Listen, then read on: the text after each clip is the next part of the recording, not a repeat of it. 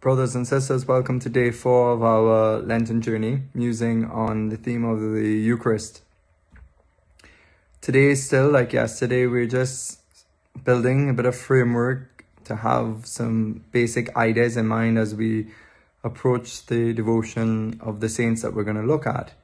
Today we will mention a saint, a pope. As I said yesterday, that we want to begin with the sure foundation that we're on the right track, having the authority at the highest level that a human could have on earth, which is the papal authority, which is the office, as we know, given to St. Peter, that is passed on always by the successors of St. Peter's, that bishop who has a preeminent role among all the other bishops, all the other successors to the apostles.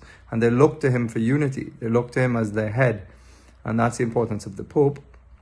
The papal teaching carries with it a significant weight, because we know that the church teaches, based on the scriptures and the power given to St. Peter, that Christ will be with him, and that Christ will guide him, and Christ will guide us always through him on earth. Above all the humans on earth, the one that has the charism for governing the church is the Pope. And we know that the popes are not always perfect, and in the past, of course, popes have suffered moral defects, but the Lord mysteriously will guide the church through them, and so we are called to have great faith in the guidance of the papacy and the popes. So we looked at Pope Francis yesterday and his beautiful invitation to meditate on the fact that we sit before the Lord in front of the tabernacle, and there he's the Lord and we adore him. And we spoke about the importance of lingering and learning to just be present to the Lord, so that we would become aware of his presence. Today I want to continue with a few words of St. Pope John Paul the Great, who we know is a Eucharistic giant. I was speaking with one of the brothers today, and what came to my mind in that conversation was, that Pope John Paul, even when he was a priest, he would spend many hours in adoration, but even when he was a bishop, he always said that Christ was the real owner of the residence where he lived, and he was a guest there. So much was this realism of Jesus in the Eucharist that he knew he lived with Christ. Like he lived with Christ, just like the apostles, like how Christ went to live with Peter in Capernaum. Pope John Paul had this awareness, and of course he had just a Catholic faith.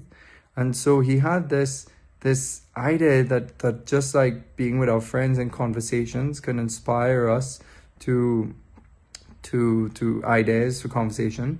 He placed his desk when he was bishop in the actual chapel, and he did a lot of his writing and his works in the chapel, in the presence of Christ. And he knew that and he said many times that he got much light and radiation from Christ's heart in the Eucharist, that just the very presence of Christ in front of him would inspire him. Christ would probably communicate by the power of the Holy Spirit from the Eucharist in not human sounds, but the language of the heart, because Christ is there, but he's also within. And so there's this deep connection, that we adore Christ while listening to his interior voice through the Spirit at work in our life. So we now have a quote here by Pope St. John Paul that I want to just kind of read for you. And it talks about the power of transformative love of the Eucharist upon our life. And he says, love is ignited within us. Love is renewed within us. And he's speaking about when we sit in the presence of the Lord. He goes on to say, and I should add that he's speaking out of his personal experience of Eucharistic adoration. He's speaking out of his personal experience of the transformative power of the Blessed Sacrament. And he says, therefore, these are not hours spent in idleness, when we isolate ourselves from our work, but these are moments, hours, when we undertake something that constitutes the deepest meaning of all our work. What are we all about? Love. Our whole goal in life is to love, whether we work, whether we're mothers, fathers, all our duties is about love.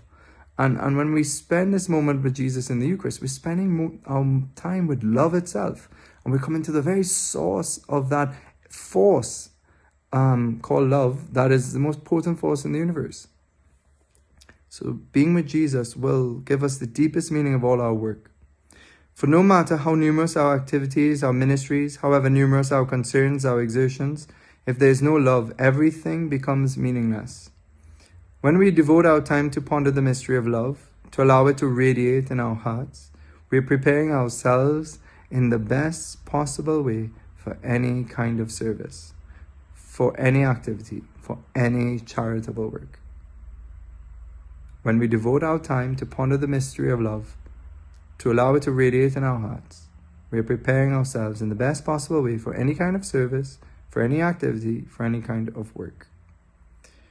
Brothers and sisters, this is why we're going to meditate on the Eucharist this Lent in a particular way, because Christ in the Eucharist has a power to transform us if we but let him.